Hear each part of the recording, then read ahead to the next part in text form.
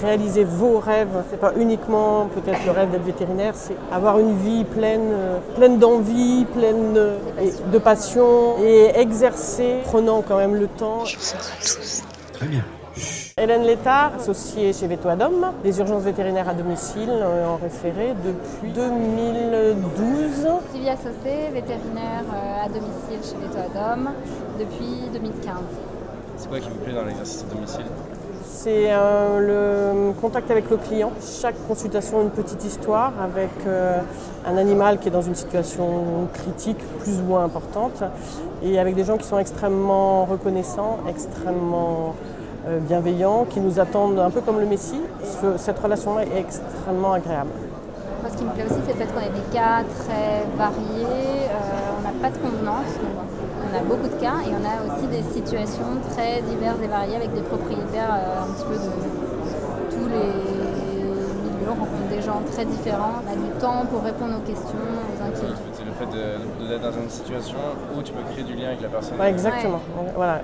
Comme je te le disais, c'est à chaque fois une petite histoire avec des gens différents, des animaux différents. Ce qui peut être frustrant, c'est de se dire on ne les reverra pas, on ne les reverra jamais.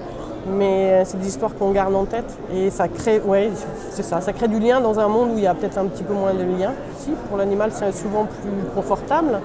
Vous pensez à des gens en particulier ? Ah oui. Nous, quand on se retrouve, on parle de situation. C'est je me suis retrouvée dans une maison à Paris, dans un environnement qu'on n'a jamais l'habitude de voir. Les exemples qu'on retient souvent, c'est des exemples un peu extrêmes. Moi, je me souviens d'un monsieur qui avait comme pathologie ce qu'on appelle le syndrome d'empilement. C'est un monsieur qui ne jetait rien. Donc quand tu arrives, c'est pas le bazar, c'est des immondices partout, c'est avec quelqu'un qui ne se rend absolument pas compte que sa situation est totalement anormale. Et donc il se trouve que quand je suis arrivée, malheureusement, le chat est décédé juste à mon arrivée. Mais le rapport, la communication que j'ai eue avec cet homme-là, c'est quelque chose qui m'a marqué. Il était très touché, il vivait dans son monde avec son chat. Il nous avait appelés alors que probablement il n'y avait pas beaucoup de finances et il était vraiment en relation très importante avec son chat et pas du tout avec le milieu extérieur. Donc c'est des situations que je n'aurais jamais rencontrées. On a accès à des personnes qui parfois ne voient personne, ne voient même pas un médecin. Ils n'appelleraient pas le médecin pour eux, mais par contre ils appellent le veto pour leur animal. Okay. Et parfois on a un petit peu la question, est-ce qu'on doit ou pas signaler des personnes qui vivent dans des conditions terribles et ça c'est une vraie question qu'on se pose à domicile parce qu'on se doute qu'il n'y a personne d'autre que nous qui rentre dans cet appartement et qui voit cette maison. Moi, en situation particulière, je suis allée au domicile d'un ancien président de la République, je ne dirais pas, du coup, c'est incroyable. On voit des VIP, on voit tout, des extrêmes. Des maisons, des milieux sociaux, extrêmement différents. Des baraques. Et parfois, on est surpris de se retrouver chez des gens qui n'ont pas forcément beaucoup de moyens et en fait tu ressens un environnement très positif, tu rentres dans un logement et c'est super agréable. Et parfois, au contraire, on va chez des gens très fortunés, chez qui c'est très froid. Je pense que même que moins le niveau social est élevé et moins il y a d'argent plus l'animal de compagnie a de l'importance et plus. Je pense qu'on va quand même plus souvent chez des gens qui ont peu de moyens que chez des gens très riches, même si effectivement de temps en temps on va chez des gens très riches. Alors il est aussi possible qu'il y ait beaucoup moins de gens très riches que de gens dans la difficulté. Je me rappelle d'être arrivée à Stein, j'étais devant une cité avec 3 gamins avec des cagoules et là tu te dis je rentre ou je rentre pas. Et j'ai appelé le propriétaire qui m'a dit je ne peux pas descendre, je vous ai appelé parce que je suis sous assistance respiratoire. Donc je ne peux pas bouger. Mais il m'a dit ça ne craint rien. Et effectivement, ils m'ont ouvert la porte, bonjour docteur, ça ne craignait rien. Et sur le coup tu te dis waouh, c'est un. Si je fais veto à domicile, c'est aussi parce qu'en fait je m'intéresse à la médecine caritative. Ouais. En fait, je voudrais soigner des chiens de SDF dans la rue, mais je ne sais pas le faire, donc je voudrais avoir ces compétences. Et c'est un peu ce que vous écrivez là pour le lien, en fait, les SDF par exemple, c'est le dernier lien qu'ils ont avec l'humanité. C'est exactement ça. Moi je me souviens très bien d'être allée, alors c'était étonnant, c'était un monsieur qui était anciennement SDF, qui était sous curatelle. Quand je suis arrivée chez lui, donc l'extérieur était neuf, l'ascenseur était neuf, tout était parfait. Il vivait dans cet appartement comme il avait vécu à l'extérieur. Il y avait des mégots partout, il y avait de la poussière partout, et en fait le chien allait plutôt bien. Le motif de consultation c'était ne fais pas pipi, ne fais pas ses selles, ne mange pas. Quand le chien m'a vu, il a fait pipi. 2 minutes après, il a fait des selles. Il était tellement content de voir quelqu'un de l'extérieur. Le monsieur avait dû avoir une nuit un peu difficile, voilà. Et je lui dis, il mange pas. Il me dit, non, il mange pas. J'ai regardé la gamelle était remplie de croquettes et il y avait autant de cafards que de croquettes. Donc forcément, le chien ne mangeait pas. Donc le chien n'avait aucune pathologie. Le monsieur était, tu vois, donc c'est aussi difficile ça de soigner ces animaux. Qu'est-ce que tu veux faire? Là, tu le réconfortes, quand la curatrice est arrivée, voilà, il y a un côté, quand la curatrice est arrivée, je lui dis, attention, là, le monsieur, il vit pas forcément comme il faudrait, le chien, ça l'aide, mais pas forcément autant. Là, j'avais une interlocutrice directe pour dire, faisons attention à cette personne, il y a un problème. Il faut avoir cette vocation-là quand même, de faire le domicile, c'est pas forcément quelque chose qui est facile, surtout la nuit, etc. Il faut quand même avoir envie d'aider des gens. Et pour vous deux, ça vient d'où ce truc-là? Moi je suis arrivée un peu par hasard suite à un problème familial. Enfin voilà, je suis arrivée un peu par hasard, mais ça m'a tout de suite plu. C'est-à-dire que chez Vétoadom, on te fait tourner d'abord pour voir exactement comment on fonctionne, ce qu'on fait, si ça te plaît ou pas. Et j'avoue que moi, ça m'a tout de suite plu. C'est-à-dire que j'ai toujours eu beaucoup d'empathie pour les gens. J'ai toujours aimé les rencontres, les discussions. Et quand tu vas chez quelqu'un qui a perdu un enfant et que tu vas parce que l'animal est très mal et que tu vas être obligé de l'euthanasier, tu ne peux pas rester 5 minutes. Tu es obligé de t'investir, de faire que les choses se passent le plus doucement. Souvent, les gens, ils nous prennent dans leurs bras. Donc, il faut aimer, il faut avoir de l'empathie, il faut aimer le contact avec les gens. Mais moi, c'est ce qui me plaisait. Alors, la médecine me plaît énormément, hein, il faut les soigner. Mais ce qui me plaisait, c'était aussi ce contact extrêmement particulier. J'ai l'impression d'être arrivée un petit peu par hasard aussi. Je ne connaissais pas très bien la médecine à domicile. Et de la même manière, ça m'a tout de suite vraiment accroché. Elle est venue avec moi la première fois, c'est pour ça. C'est ça, je l'ai accompagnée. Et là où en clinique j'avais du mal à avoir vraiment ce contact avec les gens, à me projeter dans leurs habitudes, dans le milieu de vie de l'animal, etc. Parce que je voyais mon cas, justement, je voyais mon cas médical et les gens à côté, j'avais hâte qu'ils partent pour pouvoir faire tous les examens sur l'animal.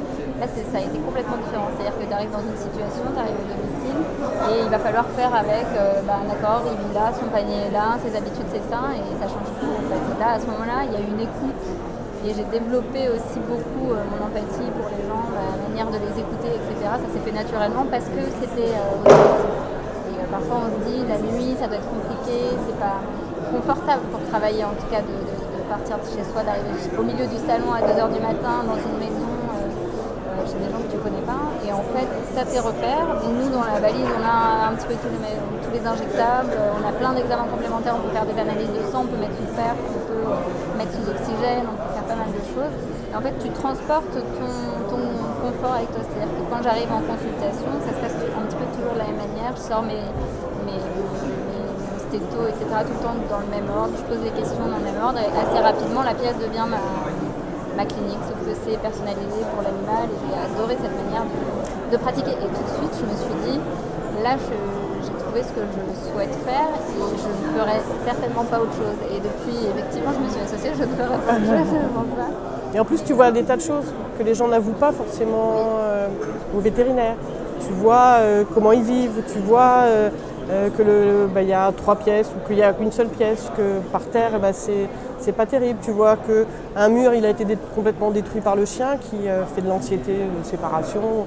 Et tout ça, on ne va pas le régler. Mais on va informer le vétérinaire référent, parce que nous, on travaille que en référent. Aussi des animaux qui ne peuvent pas être déplacés. Le chat intouchable, qui, dès qu'il voit quelqu'un, devient fou. Nous, on a un filet, on peut l'attraper, on peut faire des soins, etc. Dominique Grandjean.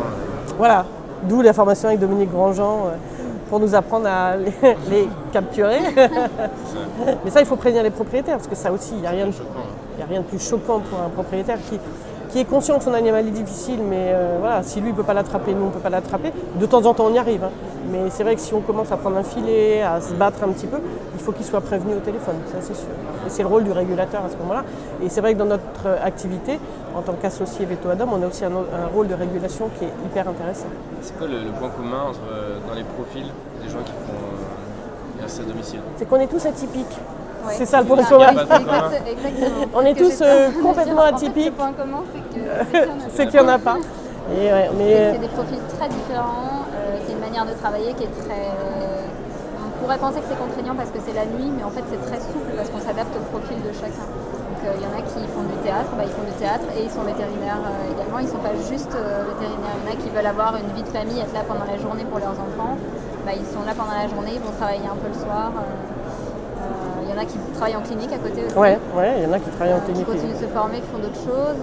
C'est très variable. Je vais te demander, la question c'est en quoi l'exercice à domicile correspond à une certaine aussi dynamique de la profession. C'est dans l'air du temps, tout ce qui est à domicile. Se faire livrer à domicile. On voit beaucoup de sociétés qui se terminent par ad-hoc. Ouais. Voilà, donc c'est effectivement dans l'air du temps.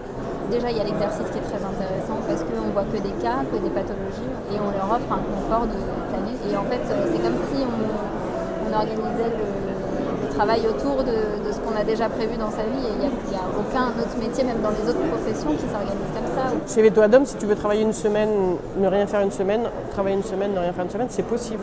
Tout est possible à partir du moment où tu fais suffisamment de vacations. Mais par contre, si tu as une activité à côté et que tu veux faire cette activité à côté, c'est tout à fait possible.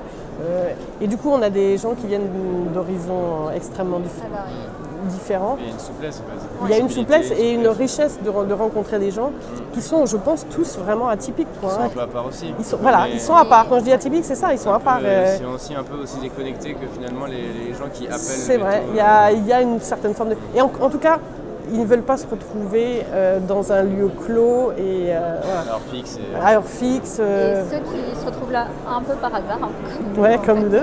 Il y en a une bonne partie qui d'un coup découvre un monde et se dit ok, là je suis bien dans ce que je fais et là je vais y rester, je le sais. C'est cool. Voilà, après il n'y a pas que des avantages, c'est vrai que c'est un travail en décalé, c'est vrai que ça peut être fatigant, ça peut être angoissant. Alors on fait des formations pour que nos collaborateurs, nous-mêmes, on soit tous armés. Pour donner les clés. Les armes, donner les clés, les outils pour travailler à domicile. C'est pas tout à fait la même manière d'appréhender les cas que quand on est en clinique. Et ensuite, au cours de l'exercice dans Veto Ad Hoc, on fait des formations qui sont d'ailleurs ouvertes aussi à nos autres confrères et consoeurs qui peuvent venir y assister. Faire un forum prévention des risques. Il peut y avoir des accidents de morsure. On a très rarement des agressions physiques, parce que c'est aussi une question qui nous est souvent posée, mais la nuit, vous ne faites pas agresser. C'est quand même assez sécurisé. Parce que, pour moi, il n'y a pas plus d'agressions la nuit qu'en clinique, ni verbale, et même il y a beaucoup moins d'agressions verbales, puisqu'on est attendu. C'est très chargé émotionnellement à chaque fois, en tout cas de ce que j'imagine. Ouais. Et par exemple, il y a Erwan qui en a écrit un livre. Vous en faites quoi de ça après?